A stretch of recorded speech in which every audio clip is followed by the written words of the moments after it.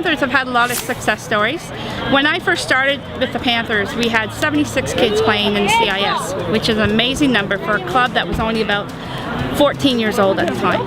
Now we're 20, 21 apparently, and the numbers must be well over 100. I first got involved probably about 10 years ago, and I coached the varsity leagues for a couple of seasons with some friends of mine that were coaching. And then seeing that I live in the territory and I've coached football for a long time, my son wanted to get going at an early age, so we started the Mites program here for the Panthers.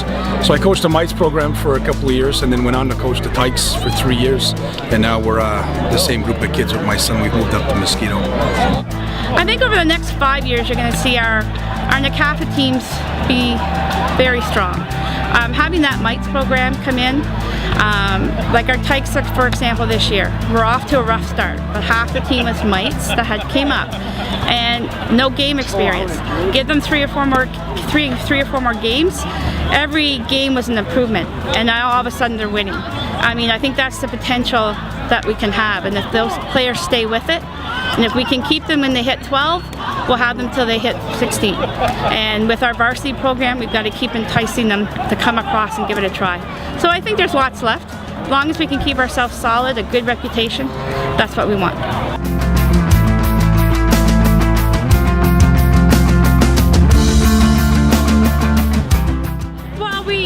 As a Panthers, we try to do some exposure in the community. We've tried to get the kids out to do a run every spring.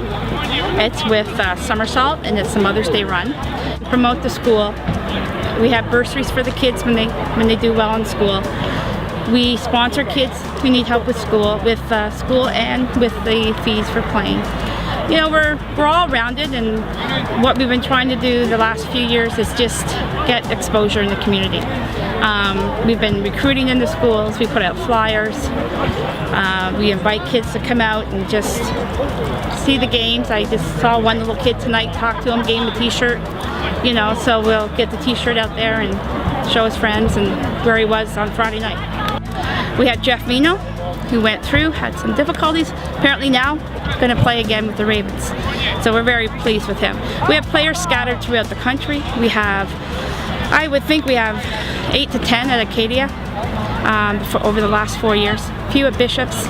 We're well spread out across the country. We're very pleased. It just shows the potential of the program, the quality of our coaches, the quality that we're turning out as players. And going forward, that's what we want. We want quality coaching. The program itself, it's strong. And we're very pleased at every level, with all the levels, from flag to girls to you name it. It's taken off. When we started with, what, 3 teams or 2 teams, and at one point we had 14 with even our little Mites. So we're very pleased. We just want to keep it in the same direction, building, having the solid reputation that we have.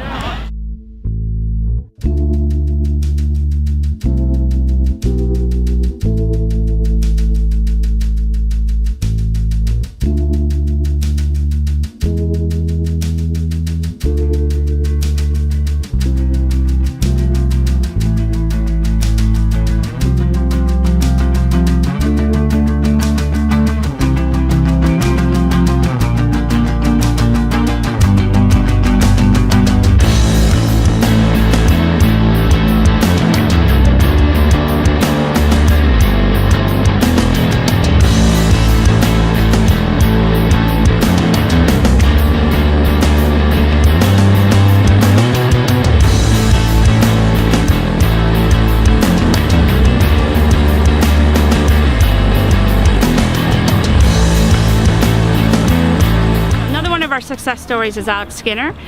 He played all the way through the Panthers with us, and then he's gone on to play with Laval University. Just started his first game as quarterback a couple weeks ago, and was a great win. He led the 2 varsity teams to championship here, playing as quarterback. You know, it's just another success story and another showing of the Panthers and how well we're doing. I became involved with the Panthers in '94. I moved over from the East Gloucester Bengals. I spent 5 years over there, and then Roy Addy moved over from the Bengals and asked me to come over and be his offensive coordinator at the Pee Wee team when we first set that up in '94. I spent a couple years with Roy at Pee Wee, and then a couple years at Bantam, and then we started up the varsity program and continued on from there. Hockey, football, and it was a good mix. And I've always coached. I've had the opportunity to coach all my 3 sons at their various levels, you know, Bantam, and then gone down to Tyke, and then or moved up to Mosquito, but I've had the opportunity to coach all 3 sons of mine, and that was great. Well, when we're on the field, we're not mom and dad. No. I've been the head trainer, oh my God, at least 15 years, but I've been a trainer for the club 17 years now. So I fix all the bobos. I train the trainers that fix the bobos. So yeah, no, we've always, it's funny, my kids adapted to calling me by my first name on the field, because I'm not mom. Unless they can't get my attention, then they scream mom. Oh my God, I think I've dealt with over at least 1,000 kids across this city. Watched them grow up. We always get players, you know, that will give us a call and in the middle of the night or during the week. Can I come over? I want to show you this this injury, and then she'll take care of them. She'll help them out, and she'll direct them. If she can't fix it, she'll direct them to the proper place. Yeah. You got 2, boy. Solomon, great. You, Steven. There you go. Do it again. I know you can do it. It's just getting it down, okay? You know you can do it. Good crowd. Yes. Yeah. A lot of them right now are here to see the mites. Here was 2010, and then I coached with the Generals 2011. And in 12 I didn't coach last year because my knees were too bad. And yeah, with Dix and Roy Addy, I was there first year. Our very first meeting was at City upstairs. That was our very first meeting. City Hall, yeah. Cumberland City Hall, just up here on Trim Road. And we were up there. There must have been about. Remember, there was a policeman there too. There was a policeman, OPP, and I can't remember his name, but I know he was around for a while. And Roy Addy and Dix Lawson and myself, we were the first to start. As coaches? As coaches. Well, as president, director of whatever, and we were chief bottle washer and cook, as whatever you wanted to say. But we had fun, but it was easy getting volunteers, which was great. The core is having the coaches and the volunteers to come in and put in all that time. You have to look that they're out here 3 nights a week, 2 hours a week, and then have their game on top. To have our volunteers come out day after day and work the barbecues and work, you know, setting up the field, taking the field down. It takes time, it takes effort. The executive making solid decisions on behalf of the club. Having everybody buy in to the decisions that the executive make are for the welfare of the best of the club. You know, we are only thinking of the club when we make the decisions we make, and you don't always get everybody that likes our decisions, but in the end, everything will pay off. But that's just it. That's just part of running a club. Locally, we have Matt LaPointe. He played through the Panthers, went on to play 3 years with Queens, came back to Ottawa to finish his final year at home playing for the Ravens. We had Brendan Galanders, well-known name with Ottawa U. We initially, back in those days, the Panthers used Sewellford Laurier as their home field, and in the summertime that wasn't available to us, so we started up the senior varsity team for the first year, and we used Lansdowne as our home field. And it was pretty neat. It was empty, of course. We had when we were there. Teams coming in from across Ontario were pretty impressed. We were playing in a CFL stadium. I was the offensive coordinator, and I called the game from the press box for a couple of games. That was pretty exciting, but removed us from the inner workings of the team, so we didn't do that for very long. My grade 12 year, announcement came over the loudspeaker saying, "We're starting a football team." I'm like, sounds good. I don't know anybody at this school. I want to find a way to meet people. This sounds like a good way to do it. Set foot in the field, we're all brand new. None of us really knew what we were doing. There were a few kids that had played the Bengals, East Gloucester Bengals at the time, but not very many. Most of us were all brand new to football.